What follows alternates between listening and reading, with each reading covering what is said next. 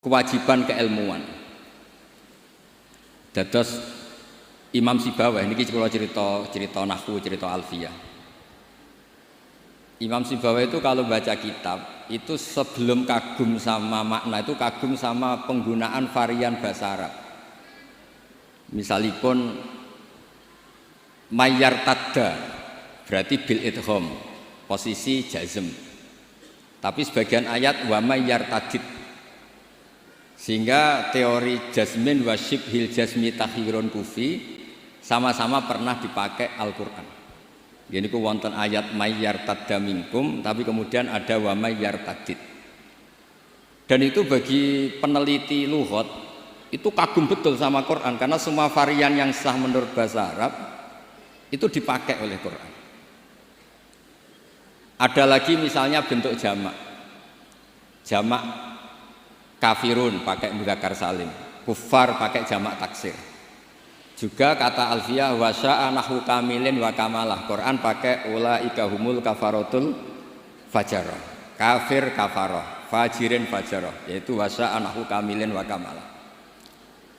Dados niki monggo berkah alfiyah niki dados solusi, dados keharusan bagi kita supaya orang itu tidak menafsirkan Quran sebelum malian bil arabiyah. Dia sangat menguasai bahasa Arab. Karena kalau kita belajar alfiyah, belajar balaghah, wa kula pun matur Gusdah, di antara kelebihan Ki Jazuli itu semua fan diajarkan. Kula teng putih-putih sering memberi saran dan mengharuskan lah. Kalau cari ilmu itu sisi ekstrimnya itu dikaji. Nanti kelihatan semua ilmu itu fardhu ain, bukan fardhu kifayah tapi fardhu ain. Kalau beri contoh misalnya summum bukmun umyun. Summum bukmun umyun. Itu kan orang kafir itu tidak bisa mendengar misalnya. Bukmun orang kafir itu tidak bisa ngomong. Umyun itu orang kafir itu buta. Padahal secara fisik mereka bisa mendengar, bisa melihat, bisa semuanya. Dan itu kalau nanti Quran itu diuji secara kenyataan, ternyata mereka bisa bicara, bisa mendengar, juga bisa ngomong. Tapi kalau kita ngaji balaghah ngerti duduk perkaranya. Mereka dikatakan summun karena la yasma'unal haq, tidak mau mendengar kebenaran. Dikatakan bukmun la yatakallamuna bil haq, tidak bisa ngomong hak. Dikatakan umyun karena la yubsirunal haq, tidak melihat hak. Kemudian di balaghah diajarkan kalau tasbih, kalau orang ganteng biasa disebut anta kal badri, tapi kalau sudah ganteng banget disebut anta samsun, anta badrun. Sama di kebalikannya juga sama. Kalau terlalu enggak benar, bukan lagi kasumi tapi disebut summum bukmun umyun. Begitu juga di saktah. Saya berkali-kali cerita, kalau Anda tahfidz, tadi saya dapat berita menyenangkan. Pernah bulik saya Neng Hasna putri Mbah Kula Mbah Jazila khatam Quran, saya senang sekali. Di antaranya misalnya saktah. Saktah itu kenapa harus ada? Dulu Imam Asy'am pernah ditanya, kenapa ada saktah? Kata beliau, ada ayat atau dialog yang bahasa Arab itu tidak ada koma, tidak ada tanda kutip, sehingga solusinya ya saktah. Yaitu ketika orang kafir bangun dari kubur, mereka tanya, "Man ba'atsana mim marqadina?" Siapa yang membangkitkan kami dari kubur? Terus ada al-mujawib. Min jihatillah au bilisanil malaikah, hadza ma wa'adar rahman wa shadaqal mursalun. Jadi yang pertama adalah su'alul mustafhim, penanya, yang kedua adalah mujawib.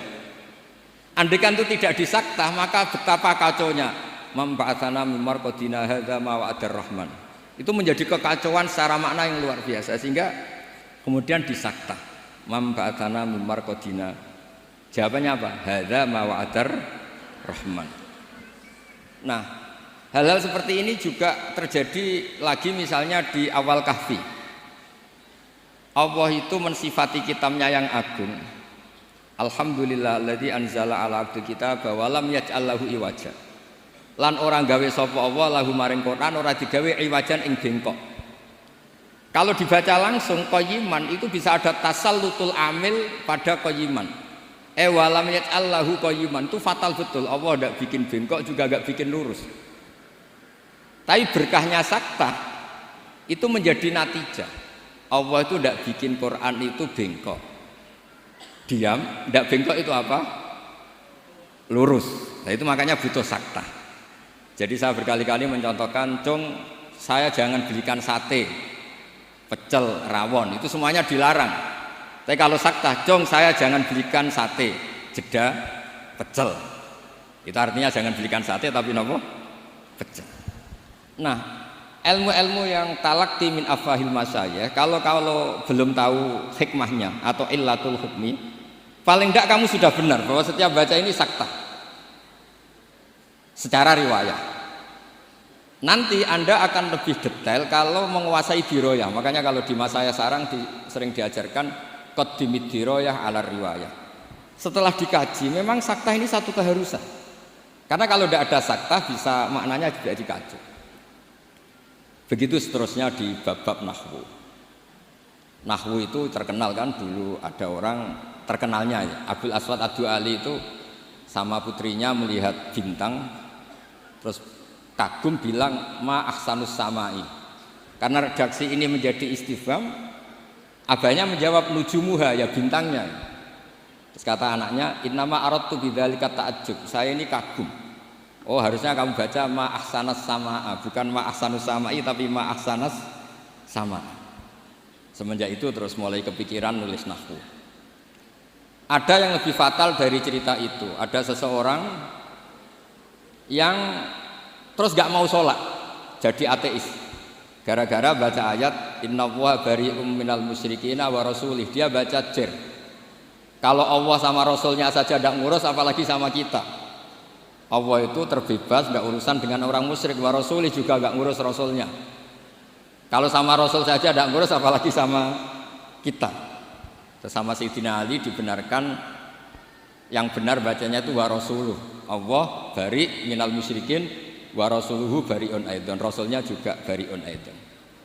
Nah hal-hal seperti ini itu menjadikan kita akan mutafakih, akan mengkaji fikih secara serius dengan cara mengkaji bahasa Arab secara serius.